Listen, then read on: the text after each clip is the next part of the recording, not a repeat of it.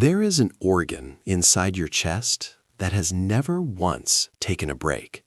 Not when you were sleeping, not when you were grieving, not when you were laughing so hard you could barely breathe, not even for a single second since the moment you were born.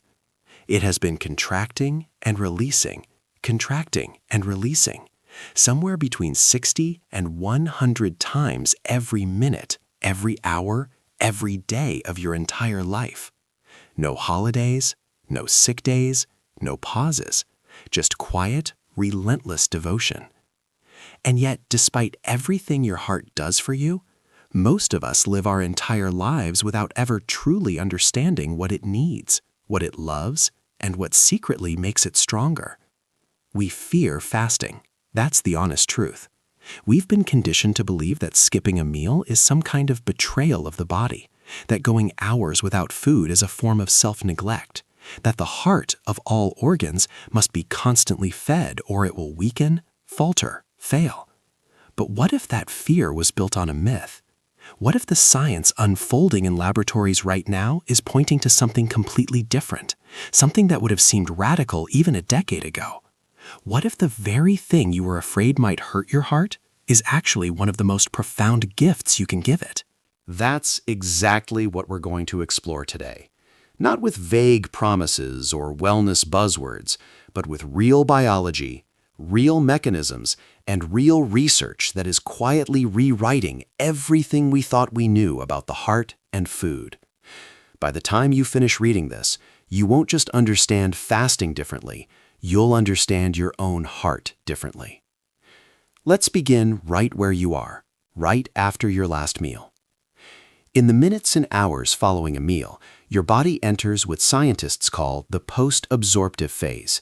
Your digestive system is processing, your bloodstream is busy, and glucose, along with fatty acids from your food, are moving through your circulation like supply trucks making deliveries. Your heart, always the VIP in this biological logistics chain, gets priority access to those nutrients. And here's something most people don't realize about the heart. It is not a sugar addict. It never was. Even in a fully fed state, with glucose flowing freely, somewhere between 70 and 90% of your heart's energy still comes from fat, not carbohydrates, fat. If your heart were a coffee drinker, glucose would be a side biscuit. Fat is the double espresso it actually runs on. So imagine your heart, right after a meal, as a high-performance hybrid engine, running smoothly, elegantly, not dependent on any single fuel, but metabolically fluent, capable of drawing from whatever is available. Your heartbeat stays steady, your blood pressure remains stable, oxygen flows to your tissues without interruption.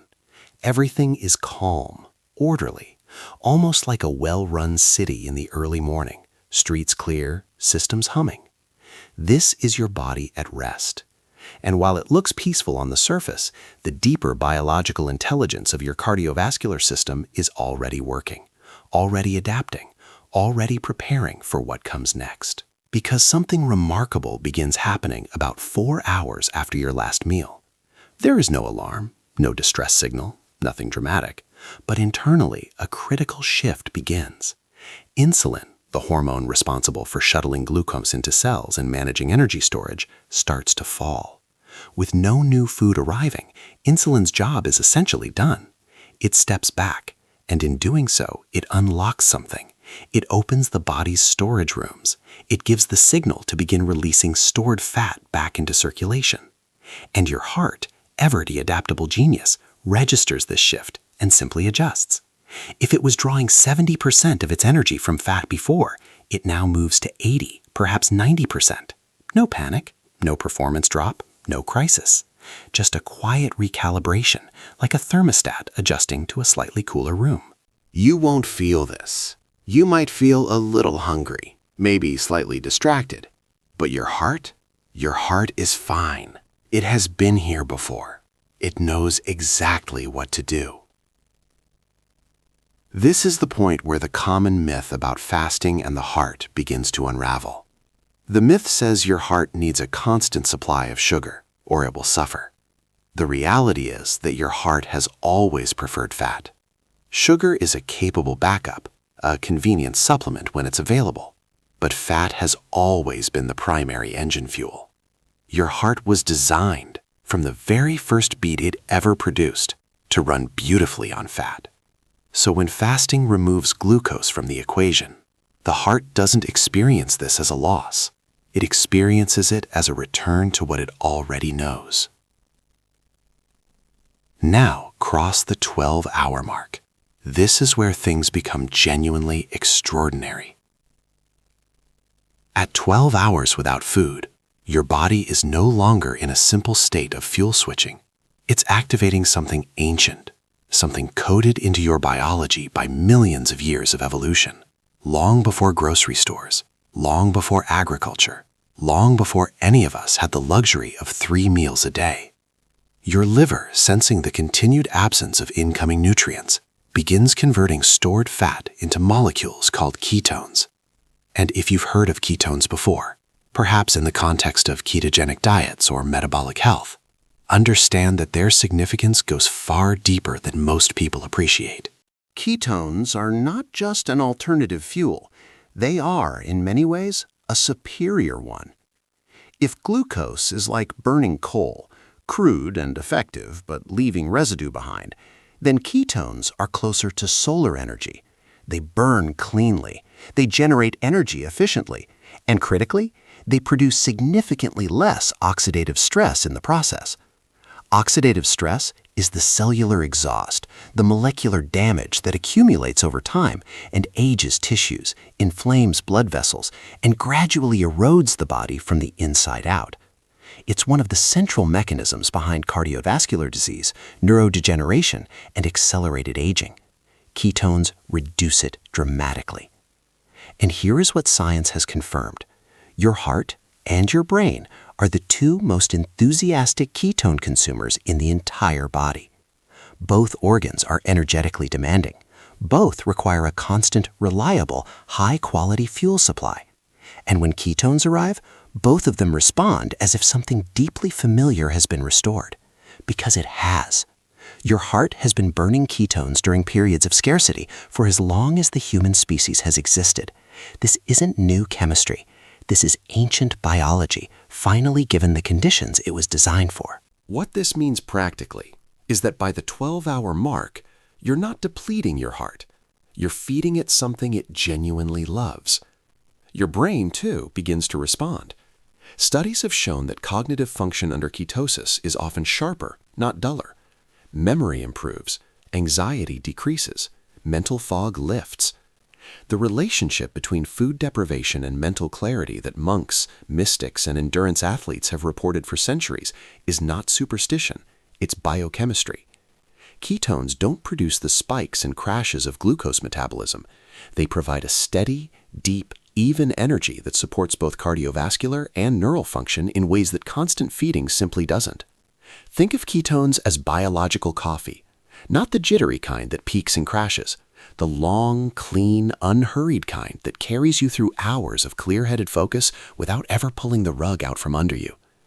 But the story doesn't stop at 12 hours, because somewhere between 16 and 24 hours, another layer of biological intelligence activates, one so remarkable that scientists who study it still describe it with a kind of awe. Autophagy. The word comes from the Greek meaning self-eating, and while that sounds alarming, what it describes is one of the most sophisticated repair mechanisms in all of biology. Once your body recognizes that fasting has continued long enough, it turns its attention inward and begins a comprehensive cellular house cleaning. Damaged proteins that have been accumulating in your cells, misfolded molecules that can interfere with cellular function, broken mitochondria, the tiny energy-producing organelles inside every cell, all of this cellular debris gets identified, tagged, and systematically dismantled. It's recycled, broken back down into raw components, and used to build fresh, functional cellular machinery. Your heart and brain are among the most actively affected organs during autophagy. Microvascular repair begins in your cardiovascular system. Neural pathways in your brain undergo what can only be described as rewiring, the kind of structural renewal associated with improved learning, better emotional regulation, and reduced risk of neurodegenerative disease. Autophagy has been linked in research to the prevention of conditions including Alzheimer's disease, Parkinson's disease, and various forms of cardiovascular decline. None of this requires medication. None of it requires a lab or a clinic. It requires only time, water, and the willingness to let your body do what it was always designed to do. This is where fasting stops being a dietary strategy and becomes something closer to a biological maintenance protocol, one that evolution embedded in us precisely because food was not always available. The lean seasons that humans endured for tens of thousands of years were not just hardships to survive. They were, paradoxically, the conditions under which the body rebuilt itself most powerfully. Now consider what happens when this isn't a one-time event. When fasting becomes a regular practice, something even more profound begins to occur inside the heart. There is an enzyme called BDH1, beta-hydroxybutyrate dehydrogenase 1. It is not a household name. Most people will never hear of it outside of a cardiology lab. But it may be one of the most important molecules in the emerging science of cardiac health. BDH1 functions as a kind of internal bioengineer. It has two distinct jobs. The first is to help your heart cells burn ketones with maximum efficiency, extracting the most energy possible from each molecule with the least metabolic waste. The second is to improve how the heart metabolizes fat, enhancing the flexibility and efficiency of the heart's primary fuel system. One enzyme, two mechanisms of optimization, both working in the same direction, making the heart stronger, leaner, and more metabolically resilient. But here is the detail that makes BDH1 genuinely remarkable. It doesn't activate on the first fast. It doesn't switch on simply because you skipped breakfast once or tried a one-day cleanse. BDH1 responds to pattern. It responds to consistency. When it detects a recurring signal, the biochemical signature of regular fasting, it begins to reprogram the heart's energy metabolism at a foundational level. The heart, in response, becomes more adaptable, more efficient, more capable of performing under conditions of metabolic stress. Like an athlete whose cardiovascular system transforms through consistent training, the heart that fasts regularly doesn't just cope with scarcity. It becomes genuinely superior at utilizing energy, any energy, under any conditions. And then came the finding from heart failure research that stopped cardiologists in their tracks. Scientists studying patients with severe heart failure, people whose hearts were struggling to pump effectively, people whose cardiac function was genuinely compromised, made a discovery that no one had fully anticipated. These failing hearts were consuming ketones at a rate 3 times higher than healthy hearts. Not slightly elevated, triple. In the most desperate metabolic moment a heart can face, when it is failing, when it is tired, when it is under the most severe physiological pressure imaginable, the heart does not reach for glucose. It reaches for ketones. It instinctively, urgently, preferentially selects the fuel that burns cleanest, that generates the least oxidative burden, that delivers the most energy per unit of metabolic cost. Let that land for a moment. The heart, at its most vulnerable, chooses ketones, not sugar, ketones. This is not a minor footnote in metabolic science. This is a fundamental revelation about what the heart actually wants and what it thrives on. It reframes fasting not as an act of deprivation, but as a deliberate and intelligent way of providing the heart with conditions it instinctively seeks during stress. If a struggling heart reaches for ketones the way a drowning person reaches for a life raft, then fasting, which reliably generates ketones, may not just be safe for the heart, it may be one of the most supportive things you can offer it. Now, none of this is an invitation to fast recklessly. None of this is a license to ignore your body's signals in pursuit of some metabolic ideal. If you have a diagnosed heart condition, if you are taking medication for blood pressure, heart rhythm, or diabetes, you need to speak with your physician before adjusting your eating patterns in any significant way. Fasting changes your hormonal environment, your electrolyte balance, your blood pressure dynamics, and the pharmacokinetics of certain medications. These are not trivial considerations. They are real, and they deserve real medical guidance. There are warning signs that should never be ignored during a fast. A heartbeat that becomes unusually rapid or irregular, dizziness or lightheadedness that doesn't pass quickly, cold sweats without physical exertion, a feeling of impending faintness. If any of these occur, stop, sit. Drink water with electrolytes, specifically salt, potassium, and magnesium, the 3 minerals that support electrical signaling in the heart.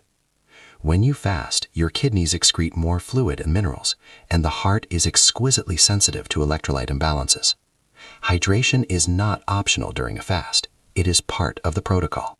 Fasting, done thoughtfully and responsibly, is not punishment. It is not deprivation. It is not a performance of discipline or a test of willpower. It is a conversation with the most ancient part of your biology, an invitation for the body to access the intelligence that your ancestors relied on every winter, every drought, every long period between hunts. That intelligence never left you. It's in your cells right now, waiting for the right conditions to activate. Your heart has never needed you to understand it in order to keep beating. It will go on regardless. But when you begin to understand it, when you realize that the organ working hardest for you is also the one most elegantly designed to adapt, you start making different choices. Choices that aren't driven by fear or confusion, but by a deep, grounded respect for what the body is actually capable of. When you fast, your heart doesn't suffer in silence. It shifts. It burns ketones with satisfaction. It engages BDH1 to become more efficient. It triggers autophagy to clean and repair. It rewires itself quietly and methodically toward a version of itself that is leaner, cleaner, and more powerful than before. While you thought you were going without, your heart was going deeper into a kind of biological excellence that constant feeding actually prevents. The beautiful, humbling truth is this. Sometimes it is in the absence, the stillness, the space between things, that the most important work gets done. Your heart has known this since before you were born. It has been waiting, patiently, for you to catch up.